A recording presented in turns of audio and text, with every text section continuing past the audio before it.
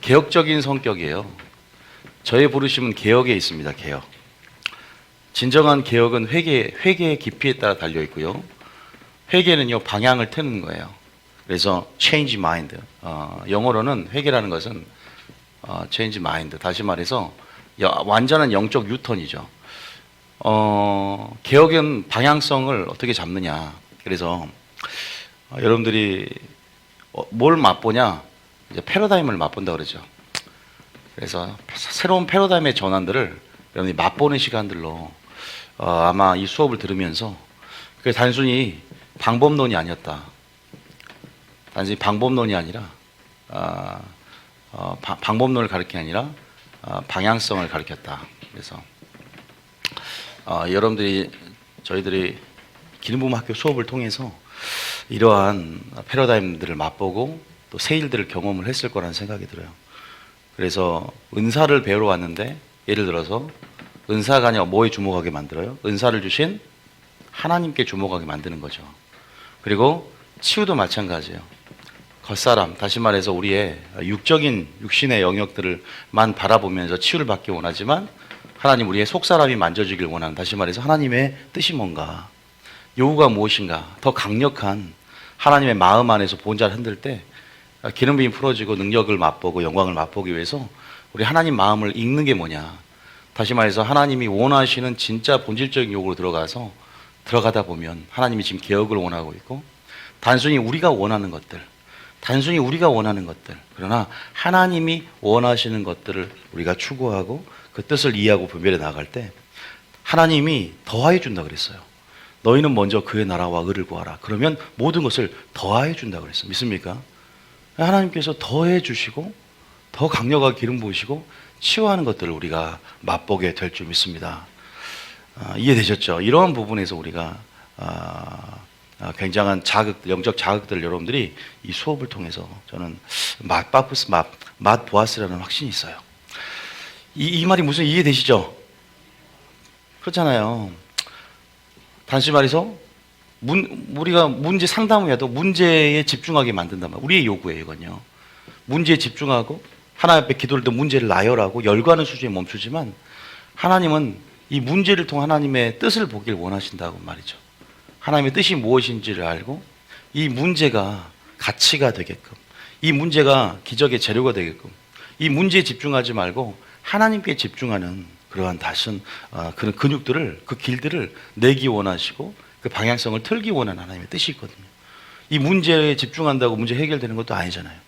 문제를 해결하신 하나님께 집중하는 그러한 우리의 근육들을, 또 그런 생각의 길들을 새롭게 만드시고, 그래서 하나님께 집중할 때 하나님 바라볼 때 문제가 열어질 수 있도록 하나님께서는 우리를 다루신다는 거예요. 그래서 저와 함께하면 이런 것보다 하나님의 뜻과 요구에 관심을 갖다 보니까 마지막 하나님이 이 세대 가운데 또 이러한 방향성, 이러한 방향들, 이러한 개혁들, 또 이러한 것들을 요구한다는 것도 우리가 알 수가 있었습니다. 우리가 정리를 해보면 첫 시간에 우리가 뭘 배웠어요? 기름 부음에 대한 것들을 배웠어요. 저번 시간에 정리 잠깐 해드렸어요. 두 번째는 영혼욕, 그죠? 그 다음에 세 번째는 예언하기, 아니 음성 듣기, 그 다음에 예언하기, 그 다음에 꿈을 해석하는 법, 그리고 대물림의 고통. 저번 시간 아직 안 올렸는데 대물림의 고통, 그죠? 천사론, 그죠? 그리고 오늘 마지막 시간 이제 치유론, 그 다음에 같이 대물림의 고통과 함께 치유, 내적 치유, 그 다음에 같이 이렇게 연결해서 우리 같이 기도하고 치유를 또 좀 해보는 시간이 됐으면 좋겠다 싶어요. 이론에 대해서 이론보다 실습을 원하시는 분도 있었을 거예요. 그런데 우리가 뜻을 행하려고 해도 보세요. 우리가 실전이죠, 실전. 뜻을 행하기 위해서는 먼저 뭐 해야 되냐? 너희는 선하고 기뻐한 뜻이 무엇인지 이해하고 분별해라 그랬어요. 온전한 뜻이 무엇인지. 그래야 뜻을 행할 수 있습니다.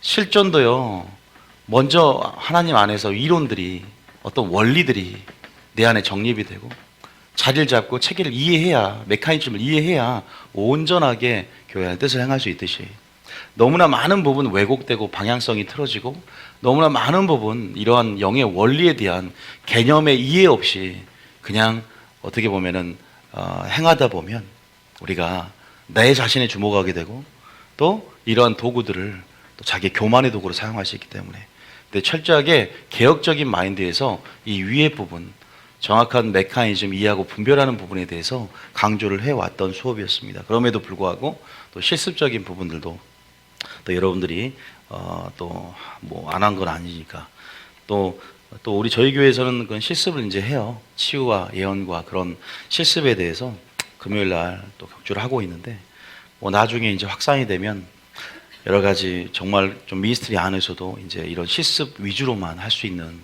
시스템을 마련하면 또 사역자들이나 같이 이렇게, 저는 순회 사역이라든가 또 전체 전국 그 집회 같은 사역을 또 동역자들, 또 평신도 동역자나 또 같이 하는 전도사님들이나 같이 할 의향이 있어요. 그래서 치유 기름 부음이 있으신 분들이 있어요. 그래서 여기서 배우신 분들 같이 이렇게 사역을 하고 좀 나갔으면 좋겠다는 생각이 많이 들어서, 나중에 저희 기수별로 또 동역 뭐 하시는 전도사님들이 뭐 목회자들은 따로 연락을 하고 좀 더 방향성이 같으면 언제든지 하나님 안에서 네트워킹을 하면서 같이 동역할 의사가 있기 때문에 그런 부분에서 뭐 친밀하게 또 지내신 분도 있긴 하지만 저와 그런 부분에 한 생각을 합니다. 그래서 전도사 지금 숨기지 말고, 저한테는 숨기신 분이 많아요. 다 드러내세요. 딱 보면은 기름 부음이 있는데 딱 숨기면요, 딱 와서 하나님 그 사역적인 기름 부음이 있습니다 예언하면 100% 하는 게 맞았어요. 그러니까 정말 딱 그게 틀려요. 기름 부음이 딱 느껴져요. 그 부분들은. 그래서 좀 이게 영적인 내공이라든가 영적인 어떤 기름 부음에 게 좀 느껴지더라고요. 그래서 그런 부분들은 같이 이렇게 했으면 좋겠다 싶습니다. 프린트물 잠깐 보면서 얘기를 좀 해드릴게요. 오늘 갈 길이 멀기 때문에 내 프린트가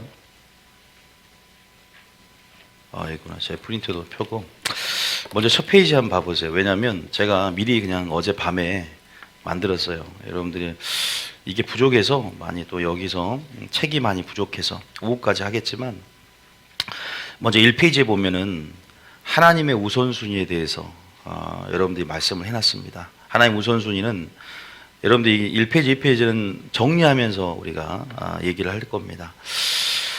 치유를 받는 방식, 온전한 치유를 받는 법, 이렇게 적어놨어요. 우리가 사도행전을 좀 같이 읽어보면 하나님이 바울의 손으로 놀라운 능력을 행하겠다. 그리고 손수건과 앞치마를 가져다가 병든 사람에게 낳으면 병도 떠나고 악기도 떠났다. 사도행전엔 여러분, 치유라는 것은 하나님의 나라가 임하는 겁니다. 믿습니까? 하나님의 나라가 임하면 어둠의 나라가 파쇄되고 어둠이 떠나가잖아요. 그죠? 사도행전은요, 이제 하나님께서 부활하셨어요. 예수님께서. 그리고 성령을 폭포수처럼 부어주셨습니다.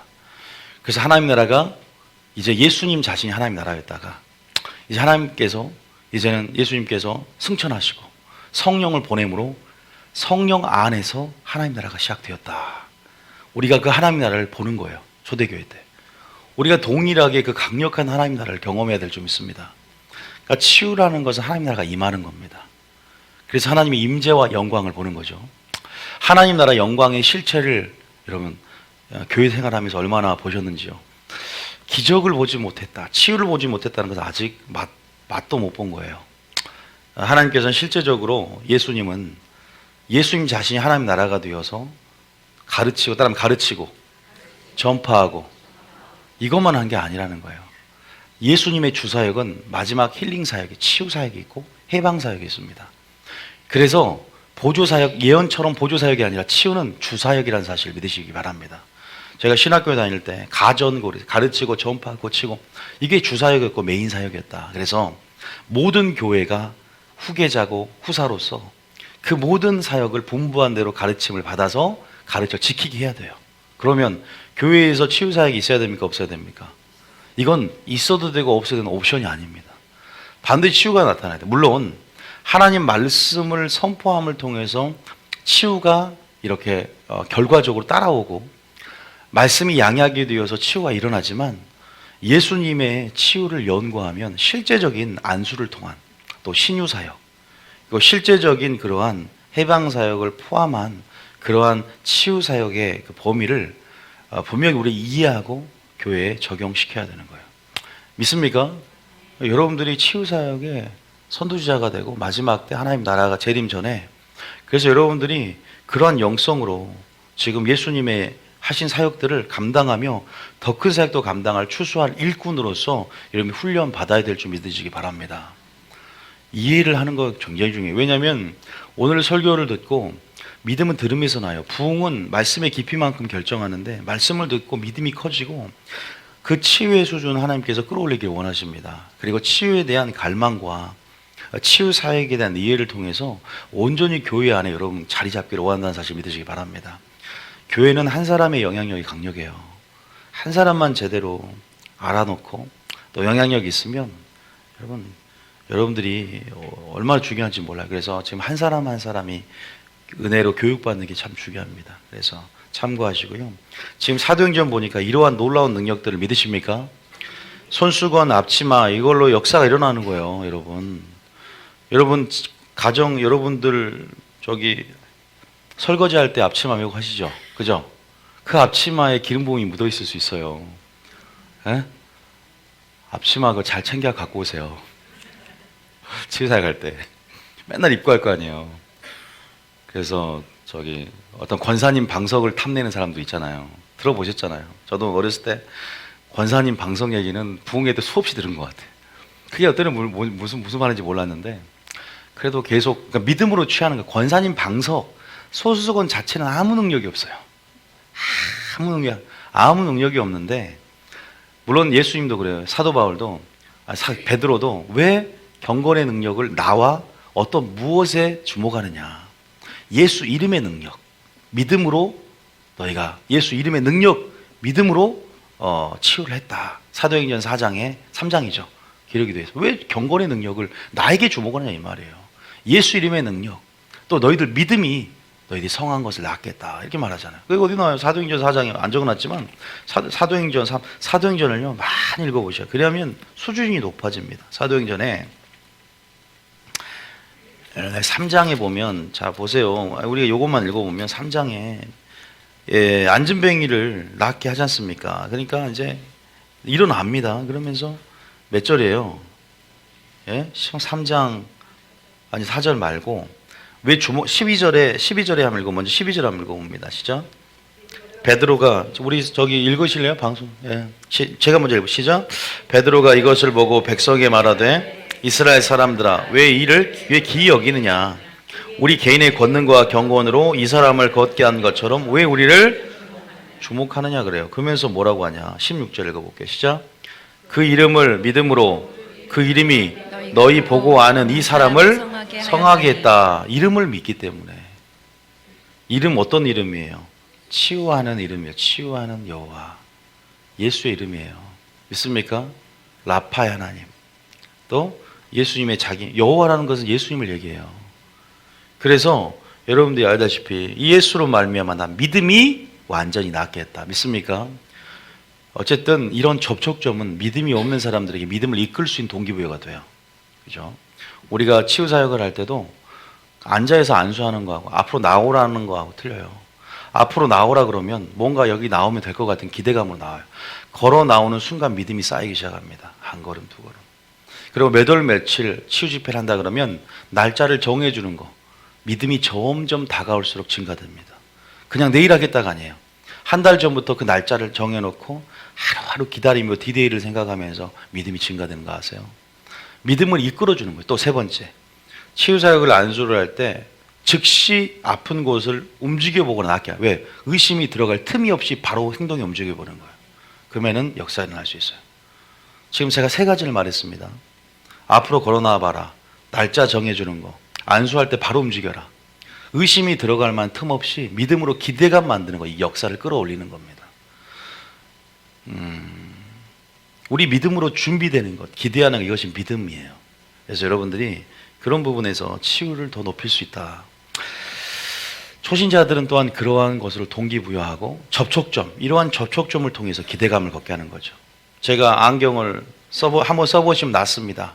안경 자체는 능력이 없지만 또 여기 하나님께서 이것을 통해서 또 사람이 많기 때문에 안경을 돌려가면서 보면 하나님 역사하십니다. 그러면 안경 쓸 때 역사가 일어나요. 가만히 안수하는 것도 좋지만 안경을 쓰면서 믿음이 일어나요. 사람이라는 건 현상을 의존하는 본능적인 경향성이 있고 뭔가 그런 접촉점이 제시될 때 그런가? 오히려 그냥 이렇게 익숙한 방식으로 하는 것보다 더 강력한 매개체 안에서 믿음이 끌어올릴 수 있어요. 그러나 본질은 설명해 줘야죠. 안경은 아무것도 아니다. 하나님의 여기도 마찬가지죠. 손수건하고 앞치마만 그림자만 밟아도 병이 나았어요. 사도행전 읽어보셨죠? 앞치마, 또 앞치마에 기도를 먼저 하고, 그러나 너무나 많은 이단들이 그러한 방법을 또 사용해서 하니까 거부감이 일어날 수도 있어요. 이단들이 많이 사용해요. 제가 옛날에 이단들 보니까 손수건 해서 손수건 팔더라고요. 15,000원에 10만 원에 판 사람도 있고. 여러분 그거는 좀 장사치로 하는 것이고요. 어쨌든 여러분들이 무슨 말인지 아시겠죠? 접촉점 매개체에 대한 이해가 필요한 거죠. 그래서 1페이지 보면 어쨌든 그러한 부분에서 온전한 치유를 받는 법에서 또 안수가 있다. 안수를 하죠. 안수.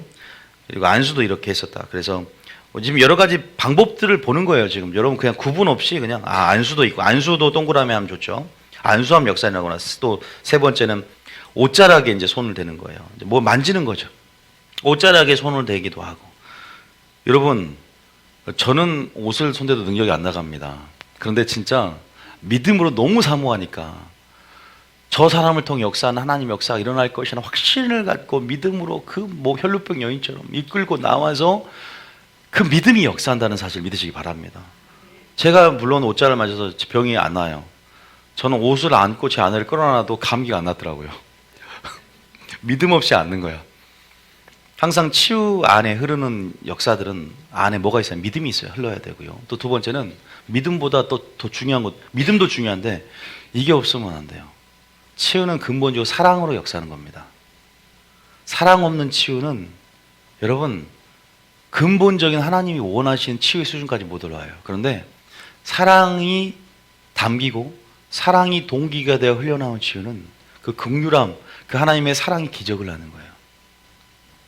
굉장히 중요한 말이고, 그래서 치유를 일으키는 사람의 가지고 있는 어떤 치유의 방식들, 그런 부분에서 또 그 사람이 굉장히 중요합니다. 무엇을 어떤 마음을 품고 동기로 사역을 하느냐, 더 강력한 치유가 일어날 수 있고 안 일어날 수 있고, 이런 부분들은 또 그렇게 결정을 하거든요. 은사자가 이렇게 또 초신자를 또 치유할 때나 또 이렇게 영적으로 안수하며 치유할 때는 그런 부분들, 따라 믿음과 뭐가 필요하다? 사랑이 필요하다. 그리고 옷자락에도 있고요. 그 다음에 예수 이름하고 여기 나와 있네요. 그리고 보면은 요한복음 4장 47절에 지금 본문을 다 적어놨어요. 이게 무슨 말이냐? 요한복음 4장 47절에 보면은 내려오셔서의 동그라미 쳐보세요. 내려오셔서, 그죠? 내려오셔서는 뭐예요? 와서 안수를 하든 엘리사처럼 뭐예요? 그 아이에 올라타갖고 엎드려져서 이렇게 해주든 어떤 행위를 통해서, 어때요? 우리가 행위를 보면 믿음이 유발되잖아요.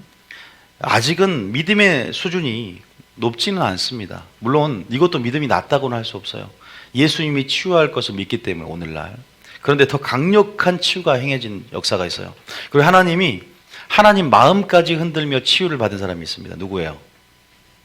하나님 마음을 누구보다 기쁘게 했다. 자, 우리가 주를 기쁘시게 할까 무엇인가를 뭐라 했어요? 에베소서 5장 10절 한번 읽고 거기다 적어놓으면, 에베소 5장 10절에 보면 강력한 치유가 일어나는 방법이에요. 에베소 5장 10절입니다. 자, 읽어볼게요. 자, 시작. 주를 기쁘시게 할 것이 무엇인가 시험하여 보라. 주를 기쁘시게 할 것이 무엇인가 시험하여 보라. 그럼 무엇으로 주님을 기쁘게 합니까? 히브리서 11장 6절에 보면 믿음이 없이는 하나님을 기쁘시게 할 수 없나니, 믿음으로 하나님을 기쁘게 하는 거예요. 그런데 하나님이 누구의 믿음을 보신 줄 아세요? 너무나 강력했어요. 바로 백부장의 믿음입니다. 다 지금 내려와 주세요. 안수해 주세요. 그리고 옷자락을 만지려고 나가려 주지만 이 사람은 그러지 않았다는 거죠. 그죠? 요한복음 4장 48절에 주님이 이 사람에게 이렇게 말합니다. 48절 시작. 예수께서 이르시되 이르시되 너희는 표적과 기사를 보지 못하면 도무지 믿지 아니하리라. 표적과 기사를 봐야 믿는다. 그래서 너희들은 안수받기 원하고, 근데 그와 반대로 요한복음 47절과 48절 묻고 또 따로 마태복음 8장 7절부터 두 부분을 묶으세요. 이렇게 7절 8절 9절을 같이 있습니다. 7절 8절 9절은 굉장히 중요한 부분이고 굉장히 믿음이 큰 사람의 나타나는 삶의 방식이다. 자, 무엇에 주목했는지 봐보세요. 현상일까요? 본질일까요? 보이지 않는 것일까요? 보이지 않는 것에 주목합니다. 믿음이 뭐예요? 거기다가 묶어가지고 고린도후서 4장 18절 적으세요. 고린도후서 4장 18절. 다 같이 한번 읽어봅니다. 자, 시작. 우리가 주목하는 것은 보이는 것이 아니요 보이지 않는 것이니 보이진 것은 잠깐이요 보이지 않는 것은 영원함이라. 우리가 주목한다는 것은 개역 한글에 보면 바라본다, 믿음이라는 거예요. 보이는 것이 아니요 보이지 않는 거다. 보이지 않는 게 뭐가 있어요? 썩지 않을 것이고 영원한 것입니다. 하나님 말씀이고요, 하나님 사랑입니다. 영혼의 속성을 가진 것들. 그래서 보이는 것은 영원하다. 지금 이 백부장이 예수님이 먼저 내가 가서 고쳐준다 그랬죠. 그죠? 내려가서 안수해 주든가, 응? 어떻게 뭐 손수건을 주든가, 내가 가서 고쳐준다고 하니까 뭐라 그래요? 8절에 시작. 마태복음 8장 8절에 시작. 백부장이 대답하여 이르되 주여 내 집에 들어오심을 나는 감당하지 못하겠사오니 다만 말씀으로만 하옵소서. 그러면 내 하인이 낫겠사옵니다. 말씀의 동그라미에 보이지 않는 것, 그죠? 현상이 아니라 지금 요한복음 4장 47절 48절은 내려와야 된다. 그리고 아들의 병 좀 고쳐달라고. 믿음은 있어요. 하나님이 병을 고쳐줄 거란. 그런데 어떤 표적과 기사를 보지 못하면 도무지 믿지 않는다라고 아쉬움이 남는 그러한 말들로. 그러나 이 백부장은 내 집에 들어오심을 나는 감당하지 못했습니다. 나는 하나님이 말씀으로 가라사대 세상을 창조한 것을 믿습니다. 말씀이 보이지 않지만 말씀의 능력을 믿습니다. 하나님 나라의 실체와 영광들을 믿음으로 경험하는 거예요. 말씀의 능력을 믿음으로 빛이 있으라니 빛이 있으라 한 것처럼 말씀의 권위와 말씀의 능력을 믿음으로 그냥 거기에서 선포해 주면 나을 것을 믿습니다. 예수 이름의 능력으로 선포하면 겨자씨 하늘 만한 믿음으로 산을 던져라 바다에 던져지라면 나을 것을 믿습니다. 믿음 안에서 뭐예요? 예수님이 놀랍니다. 이 사람에게. 8장 9절에 보면 자기도 그런 위치에 있는 사람으로 지금 말씀의 권위와 말씀의 능력을 믿는다는 것들을 이렇게 9절에 말하고 있어요. 10절에 뭐 어떻게 했어요? 마태복음 8장 10절에. 마태복음 8장 10절에 보면 어떻게 돼요? 어떻게 되냐? 여러분, 우리가 맨날 하나님을 기쁘게 하자 그러잖아요. 그럼 그 믿음을 발휘하시길 축복합니다. 믿음을 사용해야 되는 거예요. 가만히 있으면 안 돼요.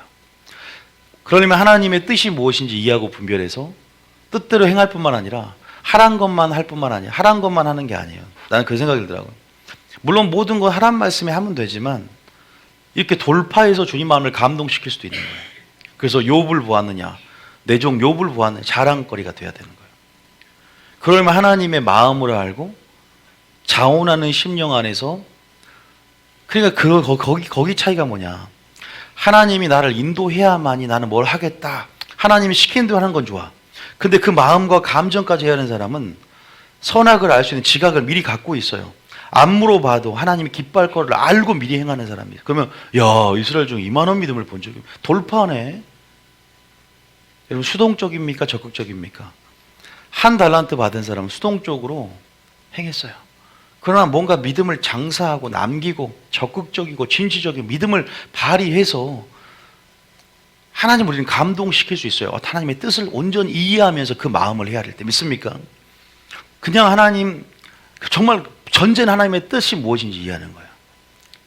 우리가 부모와 자식 간의 관계를 생각해 보면 되죠.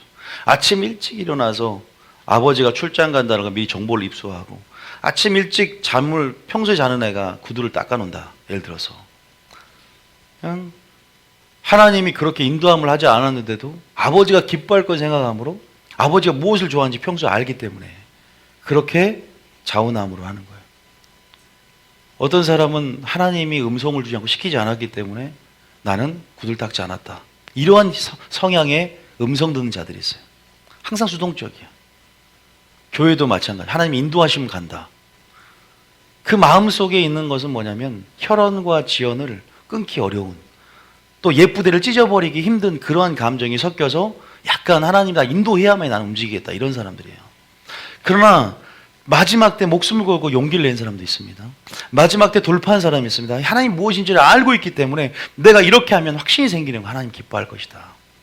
이게 수동적인 게 적극적인 게 있어요. 믿음으로 돌파하는 것. 제가 여기 힌트를 드리는 거예요, 여러분에게. 하나님 뭘 좋아하는가. 그러나 전제는 항상 말해요. 하나님의 선하고 온전한 기뻐하는 뜻이 무엇인지를 분별하면서 하나님을 아는 가운데, 그 지각 가운데, 우리가 깍두기 먹을까 김치 먹을까 기도하고 먹습니까? 그런 일들이 굉장히 많은 거예요. 내가 안 물어보고 해도 돼요. 어떤 사람은 무조건 하나님께 음성 듣고 물어본다고. 하나님 이 옷을 입을까 저 옷을 입을까요? 맨날 물어봐. 바보입니까? 지가 원하는 거 입으면 되지. 나 오늘 이렇게 입고 왔는데 넥타이 매야 될까요? 더워서 안 맸어요. 더워서. 어떨 때는 물론 물어볼 때도 있어요. 어떨 때는 야 오늘 넥타이를 매라. 너 이걸로 흉을 본 자가 있을 것이다. 이럴 때는 또 하나님 감동을 줄 때가 있어. 너 덕을 못 세울 때가 있다. 지금 다른 사람 다 열려있고 젊어서 그런데 늙은 사람 한 명이 와갖고 다 젊어요, 여러분들은. 너 요것을 꼬투리 잡을 사람이 있다.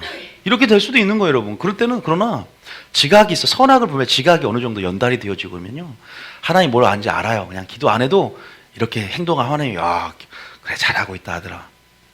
믿습니까? 그 사람이 하나님 의지 안 하는 게 아닙니다. 그래서 그런 부분에서 믿음으로 주를 기쁘시게 할까 시험하라. 야, 이걸 보면서 10절에 주님이 이런 감정을 갖고 있구나. 야, 나도 기쁨이 돼야 되겠다. 나 주님의 기쁨 되기 원하네. 하나님을 선하고 기뻐하고 온전한 뜻이 뭔지를 꼭 분별하시기 축복합니다. 요게 전제예요. 하나님을 깊이 가까이 친밀함으로 그분의 젓가락이 어딜 향하는지, 그분이 무엇을 좋아하는지 아는 거예요. 그분의 호불호를 정확히 내 호불호가 되는 겁니다. 그분의 뜻이 나의 뜻이 될 때 역사가 일어날 줄 믿습니다. 믿음 발휘가 쉬워지는 거죠. 그분을 사랑하니까 더 믿음 발휘가 쉬워집니다. 그분의 뜻은 그분의 연합 안에 항상 알아지는 거지, 상관없는 삶 가운데 뜻이 무엇인지 분별한 걸 찾을 수가 없는 거예요. 그분과 연합된 삶 가운데 뜻이 이해되는 겁니다. 그래서 10절에 보면 읽어볼까요? 시작. 예수께서 들으시고 놀랍게 따르는 자들에게 이르시되 내가 진실로 너희에게는 이스라엘 중 아무에게서도 이만한 믿음을 보지 못하였노라. 사복음서의 두 부분이 인물이나 첫 번째 사람이 백부장, 두 번째 누군 줄 아세요? 가나안 여인이에요.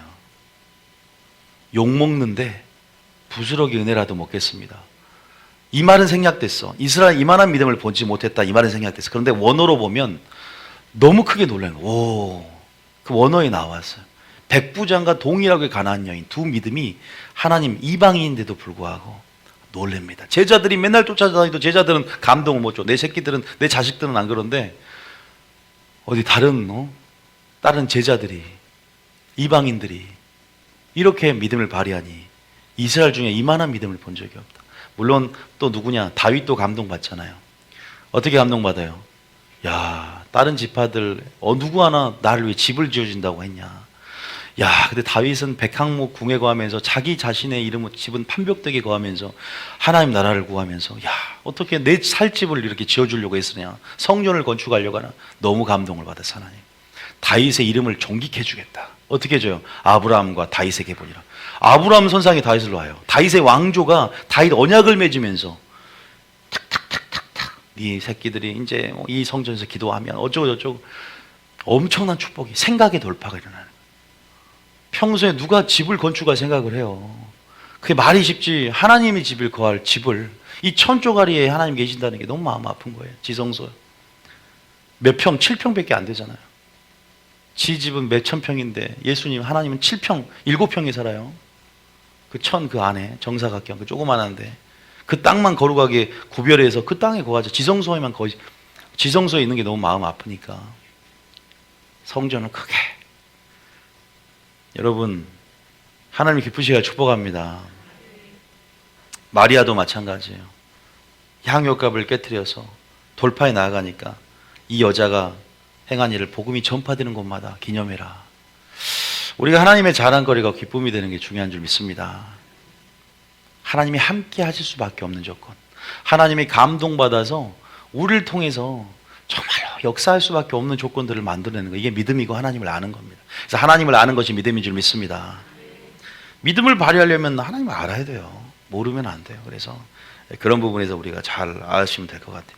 그래서 여러분들 이런 치유들을 행했고, 그래서 역사가 일어났죠. 놀라운 치유가 일어났습니다. 오지 않아도 그냥 치유가 일어났다. 여러분들 그 마음을 품고 오셨습니까? 아픈 사람이 주변에 있습니까? 여러분들이 또 그 마음을 품고, 중보의 마음을 품고, 또 여러분들이 복의 근원으로 오늘 자리를 잡고, 그러면 복의 근원된 자를 통해서 지경이 이렇게 축복이 흘러가는 것이고 기름이 흘러가는 거예요. 아브라함을 생각하사 누굴 구원했어요? 롯을 구원했다. 그러니까 창세기 19장에 보면 아브라함을 생각하사 롯을 구원한지라 나와요. 또 요셉 나오죠. 요셉을 위하여 한 사람 때문에 애굽 지경에 모든 수에 복을 내린지라. 여러분 가정이 여러분 한 사람 때문에 복을 받는 거예요. 그럼 내가 남편을 변화시키고 내가 누굴 변화시키려는 건 내 전투력, 내 지혜로 하려다 보면 둘 다 망해요. 내가 철저하게 하나님의 복의 근원 될 수 있도록 준비가 돼, 깨끗한 그런 준비가 되면 나를 통해서 남편도 믿습니까? 자녀들도 깨끗해진다고 그랬어요. 너와 내 자녀에서 누가 울어요? 네 울어야 돼. 너와 내 자녀 울라 그랬잖아요. 자녀가 의지가 묶여있고 자녀가 믿음을 발휘하지 못하는 그런 생명을 어둠이 감싸는 상태다. 그러면 누가 울어야 돼요? 부모가 울어야죠. 믿습니까? 부모가 울어줘야 돼요. 그래 하나님의 은혜가 옵니다. 그래서 여러분 기도는 절대 헛되지 않고 자녀를 위해서 남편에서 울어야 되고 지금 심어야 되고 또 여러분들이 복의 근으로 잘 준비가 되는 게 먼저다. 그래서 남편을 어줍잖아게 저는 남편 이거 초신자니까 초신자 교회를 데리고 가야 된다. 본인도 영적인 것에서 활성화돼야 둘 다 나는 내리막으로 가는 열쇠가 그거야 생각해. 왜? 처음부터 초신자가 없는 거예요. 원색적 하나님 복음에 들어야 되는 거예요. 타협하면 안 돼요. 이 강하니까 이 설교는 강하니까 남편이 들으면 안 된다. 아니요. 사람 그렇게 사람의 방식대로 역사하는 거 아닙니다. 많은 사람이 그렇게 타협하다가 나까지 영적인 분위기 안에서 영이 눌려버려요. 난 많이 봤어요. 그런 사람들요. 그러니까 무엇이 맞는가? 나라도 제대로 준비가 돼야 돼요. 그러면서도 여러분들이 하나님 안에서 권면하고 또 지혜롭게 발을 하면서 그런 부분 안에서 또 때를 또 기다리는 부분 안에서 우리가 나갈 부분이 있되, 어쨌든 그런 부분들은 굉장히 인도하심 또 필요한 영역이 있고, 극단적인 것보다는 인도하심 필요한 영역이 있고, 기도하셔야 되고, 이런 모든 것들을 감안해야 돼요. 지금 마지막 때는 정말로 하나님 그랬어요. 준비하고 있으라, 예비하고 있으라. 뭘로 예비해야 됩니까? 뭘로 준비할 수 있어요? 하나님의 뜻으로 진리의 사랑 안에서 거하고 있어야 마지막에 미혹이 안 넘어갈 거 아닙니까? 그래서 하나님의 뜻을 이해할 때 이렇게 또 믿음도 발휘되어지고, 뜻을 이해할 때 이런 방향성이 중요하다 그러면 이렇게 이런 말씀을 통해서 전략을 받을 때 믿음이 생기고 지식이 생겨서 올바른 치유, 올바른 구원으로 우리가 나가게 될 줄 믿으시기 바랍니다. 그래야 하나님의 피난처도 경험하는 거예요. 마지막 때. 그래서 피난처는요 하나님 자신인 줄 믿으시기 바랍니다. 그러면 어디를 인도하든지 어느 지방 인도하든지 다 인도해 줘요. 하나님께서. 어디 장소가 아니라 하나님 자신이 피난처다. 이런 방향성들이 중요하다는 거죠. 그래서 어떤 사람이 아니요, 그 얘기는 안 할게요. 자, 일단은 1번에 보면 이제 우선순위 3가지는 알고 계시면 됩니다. 따라하면 안수 받는 것보다, 옷자락을 만지는 것보다 더 큰 믿음이 뭔지 이제 이 본문을 우리가 확인하며 정리하는 거예요. 더 큰 믿음, 말씀을 믿는 믿음이다. 적으세요. 말씀을 믿는 믿음이다. 말씀을 믿는 믿음이다. 거기서 치유보다 치유의 하나님을 알고 믿음을 갖고 영생을 얻는 거. 요거지 치유보다 더 중요한 거니까 여러분들이 먼저는 또한 치유의 하나님을 알고 믿음을 갖고 장기로 보는 것도 마찬가지고 이런 우선순위를 확실히 알아야 돼요. 그러면 그의 나라 의를 구하라. 그럼 모든 것을 더해준다 이 말을 붙잡으시면 돼요. 더해주는구나. 아버지 마음만 감동하게 해보자. 자, 보면은 누가복음 10장 17절에 별표하고요. 제가 이 본문을 굉장히 좋아해요. 이 본문을 보면 제가 하나님이 알려주신 게 뭐였냐. 10사람이 치유받았죠. 그죠? 나병 환자 9명 돌아왔어요? 안 돌아왔어요? 얘들 어디로 갔을까요? 치유받고 세상으로 갔습니다. 우리가 치유를 행하신 목적을 하나님 알아야 되는데, 그잖아요. 치유를 왜 행할까요? 하나님께 돌아오라고 해요. 너희를 치유를 행하신 하나님의 아름다움을 봐야 되는데 치유의 아름다움만 얻은 거죠. 치유가 목적이 아니라 누가 목적이 된다? 치유의 하나님이 되면서 치유는 어떤 하나님의 임재로 들어오기 위한 하나의 방편, 또 그러한 어떤 수단적인 은혜로서 우리 하나님 주신 부분인데, 목적과 이러한 수단이 바뀌다 보니까 9 나병 환자는 그렇게 자기 욕심에 이끌려서 떠나지만 한 나병 환자만 돌아옵니다. 주님이 울어요. 어떻게 우냐? 그 9은 어디 갔냐? 오늘 한국교회에 내가 목적이 된 사람이 어디 있냐? 수많은 성도가 여기 있는 것 같지만, 대형교회 있는 것 같지만 정말 예배자 다 어디 갔냐 이 말이에요. 하나님 보시기에 큰아들 여러분 있죠? 큰아들 아시죠? 탕자. 다 교회 안에 있는 것 같죠? 100명 중에 99명이 큰아들이야. 하나님 마음과 연결된 사람 아무도 없어. 숫자는 부응했어. 진짜 나와 연결된 자, 그 사람 어딨냐 이 말이에요. 여러분, 집안의 탕자가 아니라 차라리 둘째 아들이 유산을 받고 방탕한 생활을 해서 차라리 하나님의 영광을 보고 회개하는 심령으로, 그 부흥을 받을 만한 심령으로 오는 게 더 은혜인 줄 믿으시기 바랍니다. 고난이 차라리 나아요. 유익이에요. 그런데 큰아들 아무것도 모르는 영적 무지 가운데 기만하면서 교회 다니면서 구원받았다고 착각하는 그런 것보다요, 하나님 앞에 겸손하게 가난한 심령이 되어서 또 그렇게 하나님이 원하는 심령이 있거든요. 여러분, 그런 부분 안에서 하나님의 우선순위와 마음들을 마지막 때 깨달아야 치유도 일어납니다. 진짜 근본적인 마음을 우리가 알아야 되지 않을까. 자, 그래서 요한복음 6장 66절 18절에도 마찬가지입니다. 제가 적어놨는데요, 제가 읽어볼게요. 그때부터 하늘에서 내려온 생명의 말씀을 나타내신 설교 후부터죠. 요한복음 6장은 그 만나 설교를 얘기해요. 성찬식 때 많이 들었죠. 그러면서 제자 중에 많은 사람이 떠나고, 왜 떠났어요? 왜 떠난 거예요? 왜 떠난 거예요? 여러분, 이 전 사건 가운데 무슨 사건이, 오병이어 사건이 있었잖아요. 오병이어 때 그냥 떡을 5,000명을 먹이는 사건을 본 거야. 야, 요 떡 먹으려고 다시 한번 저녁에 몰려들었어요. 기적을 행한 거죠. 그러니까 교회를 뭐야? 기적 보려고, 치유 행한 거 보려고 온 거야. 그런데 갑자기 치유는 행하지 않고 만나 기적을 일으키지도 않고, 뭐냐, 나는 자기가 새로운, 예수님을 좀 못 오가는 게 아니라 자기가 하늘에 산 떡이래. 그러면서 자기를 먹어야 된다는 거예요. 자기 요구와 하나님이 지금 자기를 먹어야 한다는 건 내 말에 순종해야지 영생이 있다, 이런 식으로 말하니까 이 말이 어렵도다 그러면서 자기 요구와 상충되니까 오늘 많은 교인들이 예수님이 자기 어떤 신앙을 장사치로 이용하고 자기 어떠한 목적을 이용하는 수단으로, 하나님을 사랑하는 게 하나님 이용하는 그런 목적 교회 많이 와요. 목적이 아니야. 내 자녀가 잘 되고 내 자녀가 수능 잘 보고 그냥 기도하는 거예요. 그냥 목적이 아니야. 그러니까 그런 마음으로 왔다가 예수님이 이런 깊은 설교, 진리로 깊게 말하니까 뭐 네 자신을 부인해야 된다, 뭐 죽도록 충성해야 한다. 뭐야 이거 갑자기. 이러다 대가를 지불하면 돈도 들겠네. 다 뺏기겠네. 떠나는 거예요. 주님이 마음이 아픈 거예요.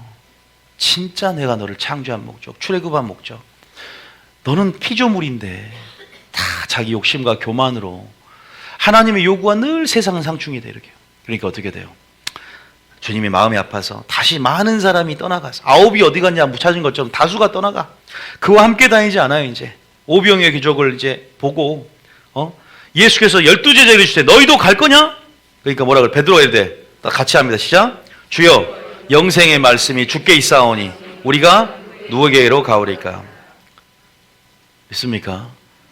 어떠한 표적 때문이 아니라, 치유 때문이 아니라, 치유 받으려고만 오는 게 아니라, 기적 보려고 오는 게 아니라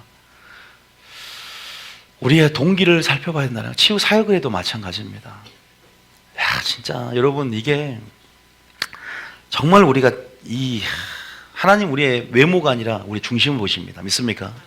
결과가 아니라 우리의 과정을 보세요. 이게 하나님 포인트예요. 숨은 동기가 마지막 재림 때 드러날 거야. 그래서 숨은 뜻이 드러나요. 우리 안에 동기 심판이라고 그러죠. 결과가 중요해도요, 동기가 중요해요. 사랑으로 했냐, 탐심으로 했냐. 발람 버림받은 거 보세요.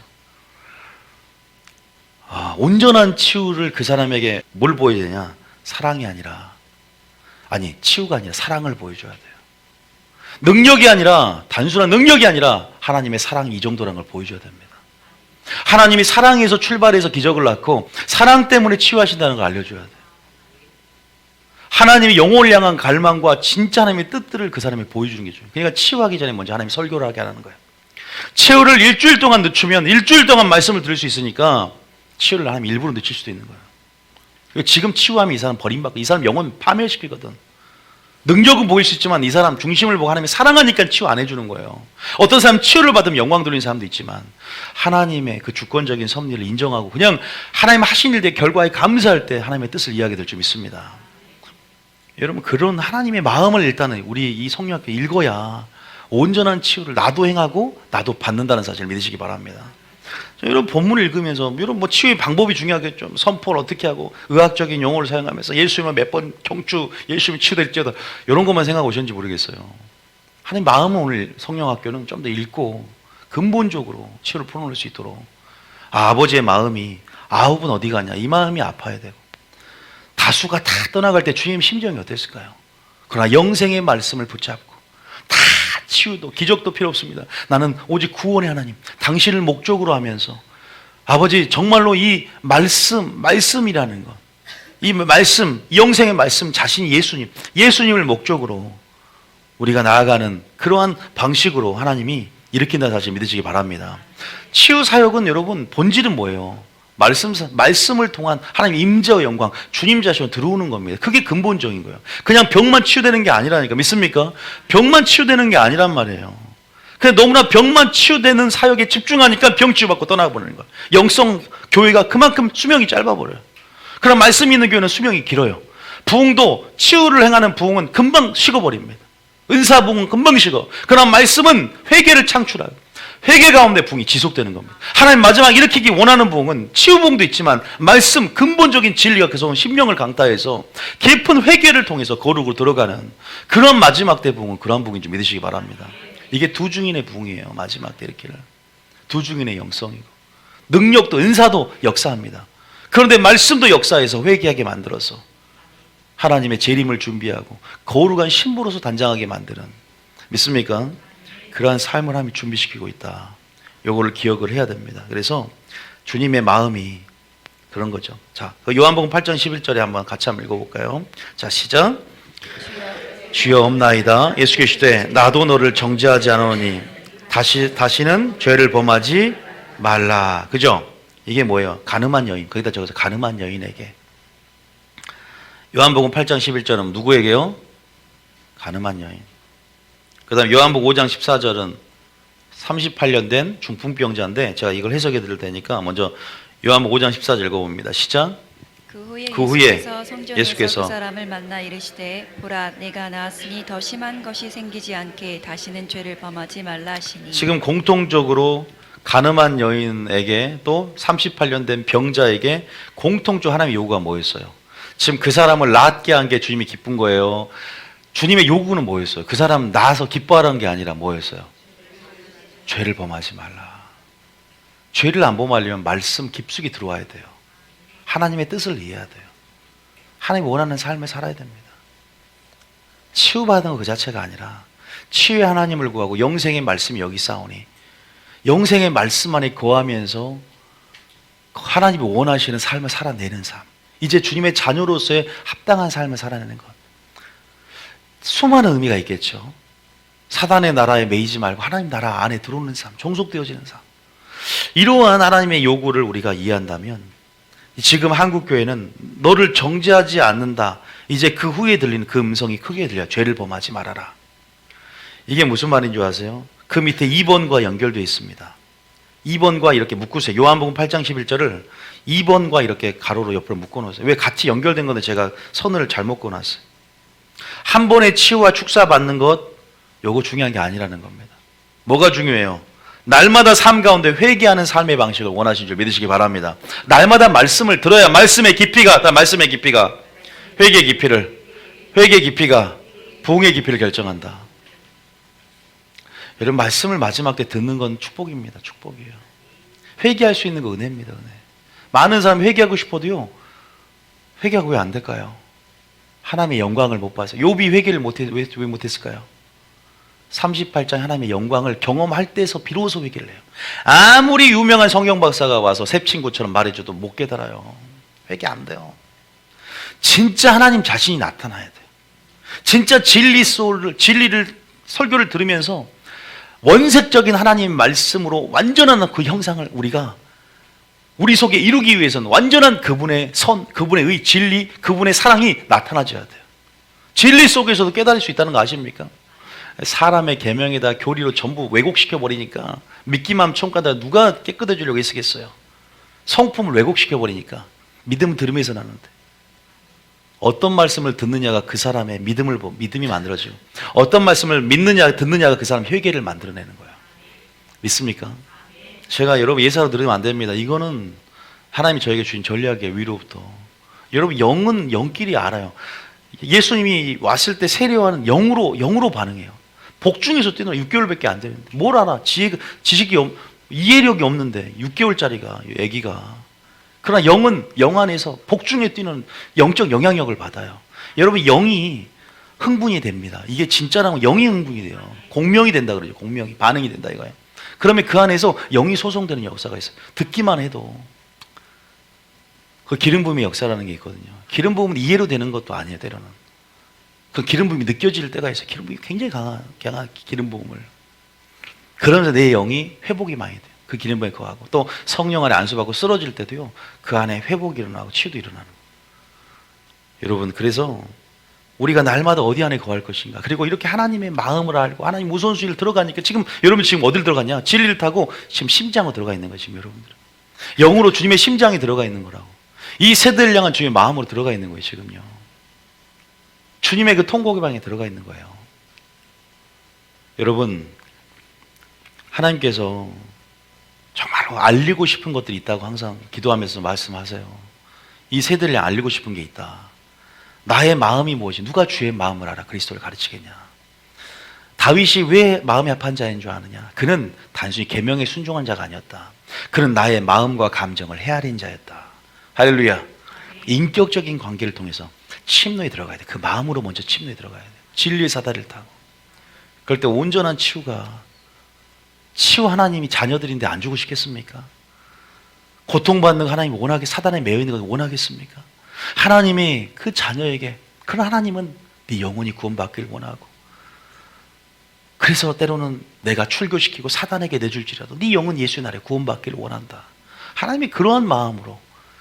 그러나 또한 여러분들이 고통 가운데 질병 가운데 매여서 고통당을 원하지 않습니다. 자녀들이 또 그러한 부분에서 하나님을 찾기를 원하고, 찾는 근육들, 영을 찾는 그 갈망을 끄집어내 주세요. 우리 아픔을 통해서, 환경을 통해서. 안 그러면 안 찾거든 하나님을.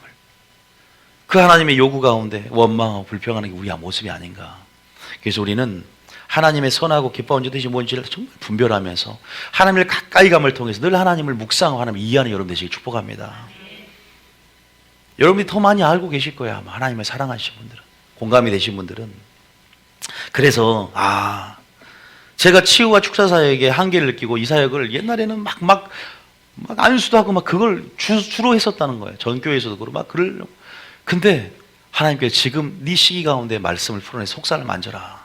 지금 말씀 사역에 주목해요. 지금. 정말로 그랬어요. 안수 사역보다 계속 속사람을 강조하다 보니까 그런 부분에서 먼저는 마음에 변화가 일어나고, 또 내 속사람의 스크래치라든가 속사람의 상처들이 이렇게 아물물 통해서 자연스럽게 영혼이 잘 되면 같이 범사가 잘 되고 강건해지는 축복이 이렇게 영혼육의 질서 안에서 흘러가는 걸 보거든요. 그 사람의 육만 만지는 목회자가 아니라, 그 사람의 정신만 만지는 목회자가 아니라 그 사람의 영을 만지는 영적 케어 의사가 되기를 또 여러분들 축복합니다. 믿습니까? 저희는 의사로서, 영적 의사로서 저에게는 좋은 도구가 있긴 있어요. 그 도구, 칼, 수술 집행하는 도구, 또 예언도 있고 치유도 있고, 이런 도구들은 이제 어린아이가 잡힐 때 사람을 죽이지만 하나님이 원하시는 깨끗한 그릇이 되는 의사들에게는 또 그 도구가 영혼을 살리는 좋은 은혜의 수단이 될 줄 믿으시기 바랍니다. 여러분들이 먼저는 도구가 아니라 하나님과의 관계 속에서 의사가 되시고, 선한 일에 예비되는 깨끗한 그릇이 되시고, 실력을 갖추시고, 무엇보다 하나님 마음을 아는 의사가 되셔서 하나님과 예수님과 그 뜻이 하나가 되는 의사가 되어서 그 도구를 사용하시기 축복합니다.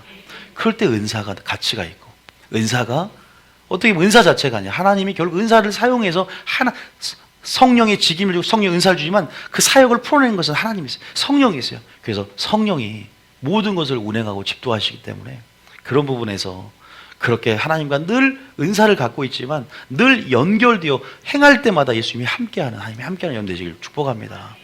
예수님도 치유사역을 할 때 하나님이 함께 행함이니라, 함께 계셨다는 거죠. 그래서 이번에 이 말도 제가 강조하는 말이고 제 방향성이에요. 속도보다, 성장보다 방향성의 말이 이 말입니다. 이런 방향을 원하구나. 제 말이 이 말이지 이해가 되십니까? 이거예요. 제 말은 이 말을 얘기하는 거예요. 자, 3번에 사람들은 외부적인 통로만 생각하고 내부적인 요인을 생각하지 않는 경향이 있어요. 이거 상담하면서 항상 느낀 거예요. 상담하면은 항상 하나님이 아니라 문제에 집중하는 걸 보았기 때문에. 그리고 핑계를 댑니다. 뭔 핑계를 대냐? 외부적인 통로가 뭐예요? 이거 대물림에 의해선 대물림의 고통에 의한 것이다.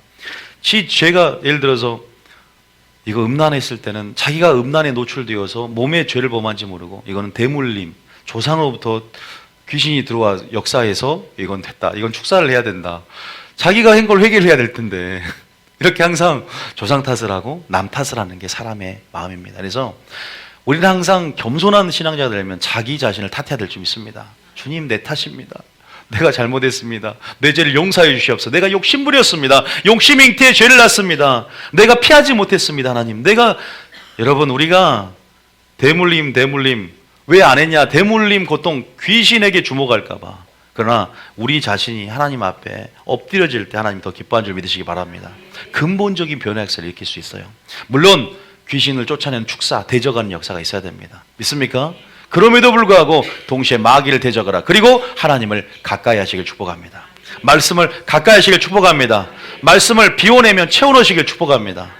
그래서 그런 의미에서 외부적인 통로가 아니라 내부적인 요인이 중요하다. 이렇게 여러분들에게 말씀을 드려요. 어떤 거냐? 죄, 용서 안 하는 거, 게으른 거, 잘못된 습관, 이런 것들도 생각하면서 치유에 대한 부분들을 살펴봐야 되는데 모든 문제를 다 마귀를 탓하는 것. 그래서 우리가 마귀를 물론 배후에 마귀가 있고 축사도 필요하고 그 마귀가 좋아하는, 근데 그런 짓을 안 하면 되는 거예요. 다시 말해서 쓰레기만 치우는 게 아니라, 다시 말해서 쓰레기 있는 곳에 쥐가 몰린다면 단순히 쥐를 잡아 없애는 게 아니라다. 요걸 항상 생각을 한 말이에요. 쥐는 마귀다. 쓰레기는 죄다.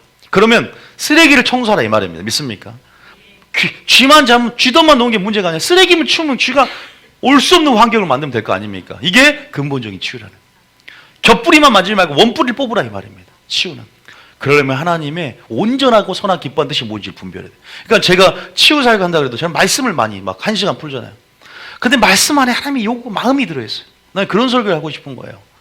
그 말씀을 그래서 집중하고 이거는 치유하고 상관없는 말씀인데 오늘 왜 이런 설교를 하나? 근데 그 말씀들이 모여서 하나님의 뜻을 이루어요. 완전 하나님의 뜻이 보이기 시작하는 거예요. 그러니까 성실하게 말씀을 연구하고 상고하고 공부하는 것도 중요해요. 그리고 말씀을 가까이 할수록 하나님의 뜻이 보이기 시작해요. 그러면 무슨 문제까지 보이냐? 누구와 결혼할지가 보여요.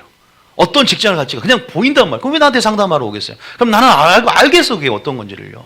물론 어디로 가라, 어떤 기업을 가라 이건 솔직히 보여줘도 난 절대 얘기 안 해요. 왜냐하면 사람은요, 해놓으면 잘 되면 누구 탓? 내 탓. 못 되면 목사님이 얘는 그렇게 해줬다. 이렇게 경향이 생기더라고요. 그리고 스스로 이 사람이 이것을 놓고 기도하게끔 해주고 싶은 생각이 있는 거예요. 이거 기도해야 되는데 예언 받으러 와갖고 요거 선택해서 요거 해서 바로 하는 게 아니라 하나님 원하는 건 이 사람이 주님께 매달리는 거. 그 과부기도 있죠. 누가 말씀에 믿음인 줄 알고 끝까지 간청하면서 주님께 작정기도 하고 또 헌물도 드리면서 하나님 앞에 매달리는 그 근육 하나님이 원하는데 내가 그걸 망칠 수가 있어. 이 사람 지금 재정훈련 받고 있는데 내가 재정을 어렵다고 줘버려갖고 망칠 수가 있어요. 하나님 이 사람 지금 하나님의 섭리 가운데 이 사람을 이끌고 있는데 내가 내 의로 그냥 구제연금을 줘버렸다? 이 사람 재정훈련 망치는 거예요. 그러니까 성령 인도하심을 따라가야 돼요. 주지 말아라. 그 마음이 들 때가 있어요. 저는 그게 딱 간파가 되더라고요. 저는 재정도 구제도 조건이 있어요. 순서가 있는 거예요. 아무나 안 줘요, 저도. 재정을 한다 그래도 그게 있는 거예요. 그 성경적인 원칙과 성령 인도하신 음성을 두고 가야 돼요, 마지막 때. 그래서 음성 듣는 것도 알아야 되고. 근데 막 자기 의로, 자기 긍휼로, 자기 타고난 기질로 나는 불쌍한 부분 못 견뎌 다 뿌려요. 하나님은 그 상 없어요. 그게 내 의고 하나님 의냐. 물론 때로는 그런 부분들도 우리가 판단이 어려울 때가 있습니다. 그래서 가장 어려운 건 내 의냐 하나님 의냐 이걸 어떻게 구분하지? 이게 참 힘들 때가 있어요. 그런데 다 알게 됩니다. 그거 너무 고민하지 마세요. 그런데 많이 심은 것들 그냥 하나님 앞에 올렸다 생각을 하고 또 그때 깨달을 때 또 그런 부분에 의가 있다면 회개하면서 하나라도 나가면 돼요. 너무 그걸 이때까지 난 내 의로 했는가 하나님 나는 아무것도 상관이 없는 이렇게 고민하는 것 자체가 마귀가 주는 거예요. 그런 거 생각도 나는 그런 상담을 많이 받으니까 알아요. 그냥 그런 고민하는 것도 알아. 목사님 설교 들으니까 나는 이때까지 하는 내 의가 아니고 어떻게 내 의를 아냐. 강한 하나님의 의, 그 사랑, 그 영광을 보는 자는 그 영광 앞에 내가 보이기 시작해요. 하나님을 만나고 체험해야 돼요. 그럼 알게 됩니다. 야, 주님, 그러니까 말씀을 일단 알아야 돼요. 뜻을 알아요. 뜻이 영광. 그 말씀 안에 진리 속에 그 뜻이 깨달아질 때 하나님의 의와 사랑과 선이 이게 영광, 거울처럼 보이게 되고 그 영광이 내게 화해질 때 내 의가 주님의 의를 가로막는구나 이게 보이게 돼요. 이 배설물을 여겨서 그리스도 얻기 위해서 배설물 여길 수밖에 없는 사도의 고백이 여러분 고백이 됩니다. 야, 요 의 누더기 같아서 그 욥이 보세요. 자기 의를 정당성을 주장하다가 하나님께서 그냥 너 나 창조할 때 네 어디 있었냐? 막 하나님이 영광을 보여주니까 깨갱하는 거예요. 야, 완전한 의 앞에서 회개 역사가 일어나듯 그 역사는 하나님을 경험하고 체험하고 진리의 말씀을 깨달을 때 오는 줄 믿으시기 바랍니다. 그런 경험이 있을 겁니다. 말씀을 들어보세요. 말씀 듣다 보면 그 깨달음이 옵니다.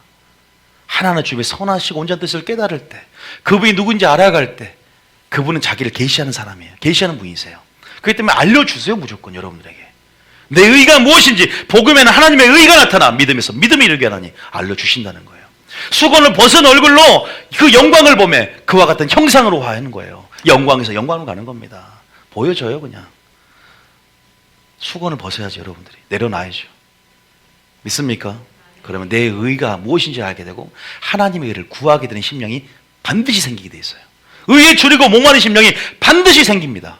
그 의를 본 자들은 내 의가 배설물이었습니다. 이런 심령으로 가진 자는 구제도 돼요. 믿습니까? 어렵다 그러면 이런 심령이 생겼다. 구제 하나님 받으세요. 그래서 우리가 어떻게 하나님을 아는 게 이렇게 얼마나 중요한가. 하나님 말씀을 듣고 채색이 되고 계속 진리의 흐름 안에서 내 영이 푹 절여진다 그럴까요? 푹 담가진다 그럴까? 그래서 완전 하나님 나라의 사고방식과 사고 체계를 갖기까지 그냥 주일날 은혜 잠깐 받는 건 그거 어떻게 하나님의 백성이 됩니까? 잠깐 은혜 받고 완전한 뜻으로 들어가야 될 거 아닙니까? 마귀가 그렇게 미혹이 심한데 마지막 때. 그래서 교회 중심이에요. 마지막 때는요. 예배 중심, 말씀 중심. 그래야 마지막 때는 마귀가 있다는 걸 기억하셔요. 마귀는 하와 같은 자들을 미혹할 거예요. 마지막 때 선악과를 먹게 할 겁니다. 그래서 우리가 그런 부분에서 하나님 예비하고 준비하고 있으라 했기 때문에 이런 치유 사역도 이제 그 부분에서 하나님 마음을 이렇게 깨달을 때 1번, 2번, 3번처럼 야, 하나님은 외부적인 통로가 아니라 나의 내부적인 회개하기를 원하고 치유 축사 안수도 중요해요. 그거 중요합니다. 용서를 받는 것보다 또 한 번의 용서가 아니라 날마다 회개하기를 원한다. 믿습니까? 이런 부분에서 안수 받는 것보다 옷자락 만지는 것도 중요한데 그보다 더 큰 믿음으로 하나님을 믿음으로 감동시키길 원하는구나. 이것들을 생각한다면 여러분들 치유사역의 방향성들이 새로워질 것이고 또 여러분들도 이런 마음이 이제는 우선순위 확정된다면 치유도 자연스럽게 오게 될 줄 믿습니다. 믿습니까?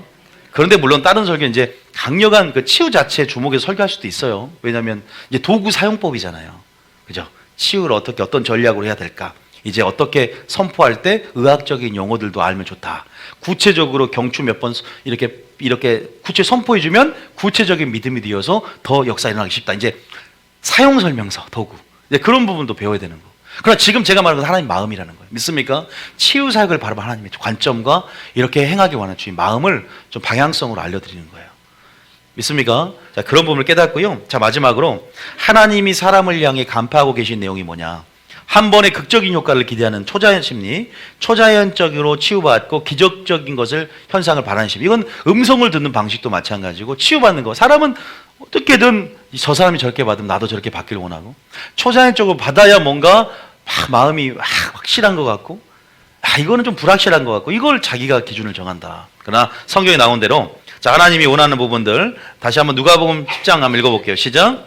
70인이 기뻐하며 돌아와 이르되 주여 주의 이름이면 귀신들도 우리에게 항복하더이다. 여러분 70인이 누구예요? 12제자 뽑은 다음에 추수할 건들을 더 뽑아갔어요. 70인들. 그리고 70인 다음에 이제 전 성령을 받은 우리 믿는 자들이 70인 제자처럼 제자가 되어야 할 줄 믿습니다. 그러면 이제 주의 이름으로 귀신이면 항복하는 거 봤죠, 그죠? 여러분 이거면 뭐 기쁠까? 여러분들이 막 귀신 쫓아내면 기쁠 거 아니에요. 근데 주님이 그걸로 기뻐하지 말라는 거. 읽어보면 시작. 예수께서 이르되 사탄이 하늘로부터 번개같이 떨어지는 것을 내가 보았다. 그러면서 하나님이 처음에는 잘했죠. 그랬어. 잘했어. 이렇게 해줘요. 하나님은 절대 바로 그게 중요한 게 이렇게 하지 않고 그래 잘했어. 왜? 그거 맞는 거거든. 너 봐라. 예수님의 능력이면 그렇게 잘하지 않냐. 근데 더 중요한 게 있어. 우선순위가 있어. 자, 읽어볼게요. 자, 너희에게 시작. 내가 너에게 뱀과 전갈을 밟으며 원수의 모든 모든 능력을 능력을 제어할 권능을 주었으니 너희를 해칠 자가 결코 없으리라. 그러나 역접부사죠. 역접 뭐예요? 그러나 시작. 그러나 귀신들이 너에게 항복하는 것으로 기뻐하지 말고 너희 이름이 하늘에 기록된 것으로 기뻐하라 하시니라. 왠지 아세요? 가룟 유다는 귀신을 쫓아냈지만 버림받아요. 이름이 생명책 이름이 기록돼서 천국 가는 거, 보이지 않는 영생을 추구하고 있습니까? 먼저 예배자로 사는 거, 사역자 이전에 먼저 예배자가 되는 거, 이런 모든 영적 뉘앙스를 풍기는 구절이에요. 가룟 유다는 여러분 병 고치는 권능을 줬어요. 12제자로 뽑혔단 말이에요. 마태복음 10장 1절에 보면은 가룟 유다 이름이 들어가 있어요. 그러면 가룟 유다 병도 고치고 또 그러한 부분에서, 왜냐하면 그때는 보혜사 성령이 오지 않았기 때문에 예수님이 보혜사예요. 예수님이 하나님 나라의 실체로서 무엇인지를 소개하러 오셨어요. 회개하러 하나님 나라 가까이 왔다. 그러면 성령을 부어줌을 통해서 실제적인 하나님 나라가 성령 안에서 의와 평강과 희락이 뭔가를 더 강력한 역사가 일어나는 거죠. 내가 한 일을 너도 할 것이요 이보다 더 큰 일도 하느니 성령이 부어지기 때문이다. 그러면서 가룟 유다가 그렇게 맛을 봤는데 버림받아요. 자살하고. 그 부분에서 야 가룟 유다야, 귀신이 너희에게 항복하는 것을 기뻐하지 말고 너희 이름이 하늘에 기록된 것을 기뻐하라. 믿습니까? 우선순위를 회복하시 축복합니다. 치유사역에서 치유사역이 나타난다고 중요한 게 아니라 여러분 자신이 예배자가 될 때 하나님 마음을 전달할 수 있는, 치유보다 하나님의 사랑을 전달하는 통로가 될 줄 믿으시기 바랍니다. 믿습니까? 우리는 아무것도 아니라는 사실이 굉장히 중요한 것 같아요. 그래서 제가 좋아하는 구절 한번 읽어볼까요? 디모데후서 2장 22절. 디모데후서 2장 22절. 어떻게 보면 더 중요한 걸 오보다 한 겁니다. 지금 21절. 자, 21절에. 자, 읽어볼까요? 자, 시작. 그러므로 누구든지 이런 것에서 자기를 깨끗하게 하면 귀 쓰는 글씨도요 거룩하고 주인의 쓰심에 합당하며 모든 선한 일에 준비함이 되리라. 다시 말해서 선한 일에 준비되려면 여러분들 준비되고 싶지 않습니까? 그럼 막 도구에 집중해서 사용 설명서가 뭔지 이것도 중요하지만 더 중요한 것은 내가 의사로서 하나님의 뜻과 내 뜻이 하나가 되는 것. 다시 말해서 어떻게 깨끗하게 되냐? 말씀과 기도로 거룩해지니다. 청년이 무엇으로 그 행실을 깨끗하게 거리까? 주의 모든 말씀을 삼가는 무슨 말이에요? 모든 것에, 모든 말씀에 순종할 따릅니다. 할렐루야. 삼가란 말은 모든 말씀이라, 모든 것에 순종한다는 뜻이에요. 모든 것이란 뜻이에요. 할렐루야. 이해되셨죠? 그런 부분에서 하나님이 지금 여러분들에게 이 영적 힌트를 드리는 거예요. 이것이 늘 크게 되는 거다. 겸손해지는 거 아닙니까? 하나님 의지함으로. 내 힘을 주는 만큼 여러분 수영은 깔아앉게 되고, 내 힘을 준 만큼 하나님의 이런 전투력은 낮아지는 겁니다. 내가 죽은 만큼 100% 죽으면 100% 죽음이 사는 줄 믿으시기 축복합니다. 2페이지 넘겨보세요. 자, 이제 2페이지는 뭐냐? 이제 통틀어서 예언뿐만 아니라 치유, 뭐 여러 가지 은사사역팀이 되고자 하는 지체들 있죠. 저희 교회 지금 은사사역팀이 있는데 그 사역팀도 잘 들으시고, 또 각자 교회에서 이제 은사사역팀이 있으신 분은 잘 들으시고, 만들 분들은 잘 들으세요. 교회 안에 은사의 중요성 첫 번째, 그리고 예언의 칼을 악에게 주는 것과 치유도 마찬가지예요. 의사에게 주는 것. 세 번째, 성도의 어떤 은사를, 이 물음에 대해서 생각을 해보라 이 말. 지금 제가 적어놓은 것보다 말세 마귀의 작전을 이해하라. 은사는 성령의 외적 기름 부음이다. 특히 말세 때 왜 은사가 필요한가? 은사보다 더 중요한 우선순위는 뭐냐? 물론 제일 마지막에 은사보다 더 중요한 우선순위가 뭐냐도 중요하지만 왜 마지막 은사가 필요하고, 은사는 성령의 외적인 기름 부음이고 마지막 때 은사뿐만 아니라 마귀의 작전이 뭔가를 이해하고 어떤 은사를 구해야 되는가? 교회 안에 왜 은사가 자리를 잡아야 되는가? 이거를 알아야 된다는 거예요. 이 물음에 대해서 분명히 답을 할 수가 있어야 하는 거예요. 만약에 테스트를 한다 그러면 제가 이 테스트 이 제목을 주고 여기 답을 달아라 이렇게 할 것 같아요. 내년부터는 답을, 이 문제, 요거 문제예요. 요거 문제, 예, 엄청나게 중요한 거. 솔직히 지금 치유도 해야 되는데 요거 답을 여러분들 아시니까 제가 다 하지는 못해요. 근데 제일 중요하다, 저는 엑기스를 뽑아놓은 거예요, 제가. 그러니까 자 봅시다. 제가 그냥 정리를 일부러 밑줄도 안 그었어요. 그냥 제가 슬슬 여러분이 배웠어요. 예언할 때도 교회 안에 주사역과 본질사역이 있을 때는 위는 의미가 있다. 무슨 말이냐? 이 은사만 자리 잡으면 안 돼. 교회는 반석 위에 세운 집인데 은사 위에 세운 집